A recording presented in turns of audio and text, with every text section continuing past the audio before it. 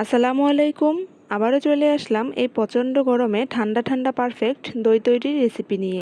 Perfect দই তৈরির জন্য এই রেসিপিতে রয়েছে সঠিক মেজারমেন্ট। তাহলে চলুন বাসায় কিভাবে আমরা পারফেক্ট দই তৈরি করতে পারবো তার এই রেসিপিটি একবার দেখে নিই।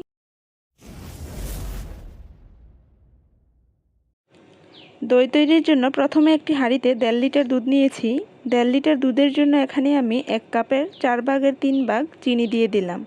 তবে মিষ্টির পরিমাণটা আপনারা আপনাদের টেস্ট অনুযায়ী দিয়ে নেবেন। দিয়ে দিলাম 1/4 কাপ পরিমাণ পাউডার মিল্ক।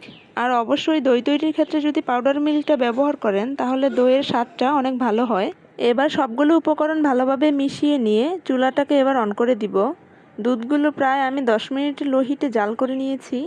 এই তো দেখুন দুধের ঘনত্বটা কেমন হয়েছে। এখানে আমি 1.5 লিটার দুধকে ঘন করে প্রায় 1 লিটার করে নিয়েছি। ভালো দই তৈরির প্রথম ধাপ হচ্ছে দুধটাকে ভালো করে জাল করে নিতে হবে। এই তো জাল করে নেওয়া দুধটাকে এবার ঠান্ডা করে নিতে হবে। তবে একেবারে ঠান্ডা করা যাবে না। দুধের মধ্যে হাত দিয়ে একটু চেক করে নিতে হবে। যখন দেখবেন যে দুধের মধ্যে আঙুল দেওয়ার পর তাপ সহ্য করার মতো হয়, ঠিক ওই পর্যন্ত দুধটাকে ঠান্ডা করে নিতে হবে। অন্যদিকে দই তৈরির জন্য দইয়ের বীজটাকে আমি ছেঁকে পানি জড়িয়ে নিয়েছি। আপনারাও সেম একইভাবে দইয়ের বীজের পানিটাকে ছেঁকে নেবেন।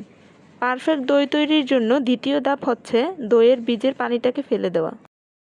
এবার সম্পূর্ণ বীজটাকে দুধের মধ্যে ঢেলে দিয়ে ভালোভাবে মিশিয়ে নিব। আজকের দইটাকে আমি এরকম ছোট ছোট কাপে সেট করে নিব। তার জন্য একটি প্যানে আমি কিছু কাপ বসিয়ে নিয়েছি। এখন সবগুলো কাপে অল্প অল্প করে দুধগুলো ঢেলে নিব। আপনারা চাইলে যে কোনো পাত্রে দইটাকে সেট করে নিতে পারেন। যেহেতু আমার বাচ্চাদের খুবই পছন্দ তাই এরকম ছোট ওয়ান টাইম কাপ নিয়েছি আমি। এবার ঢাকনাটাকে লাগিয়ে দিব। আর ঢাকনার মধ্যে যে ছিদ্রটা রয়েছে সেটাকেও বন্ধ করে দিব একটি কাগজ দিয়ে। ঠিক এইভাবে আমি প্যানটাকে যে কোনো গরম স্থানে রেখে দিব প্রায় 3 থেকে 4 ঘন্টার জন্য। ফিরে আসলাম 3 থেকে 4 ঘন্টা পর। দেখুন মাশাআল্লাহ কতটাই পারফেক্ট হয়েছে আজকের এই দইগুলো। দেখুন দইয়ের কাপটাকে কিন্তু আমি উল্টিয়ে নিয়েছি, তারপরও দইটা কাপ থেকে পড়ছে না, তার মানে দইটা একেবারে পারফেক্ট। এবার আপনাদের সাথে দইটাকে কেটে আমি শেয়ার করে দেখাচ্ছি। মাশাআল্লাহ খেতে অনেক ভালো হয়েছে। এভাবে দই তৈরি করে কিন্তু আপনারা নর্মাল ফ্রিজে রেখে প্রায় 1 সপ্তাহ খেতে পারবেন।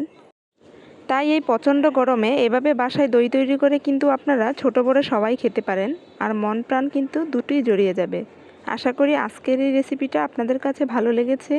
আর ভালো লেগে থাকলে প্লিজ সবসময় আমার চ্যানেলের পাশে থাকবেন।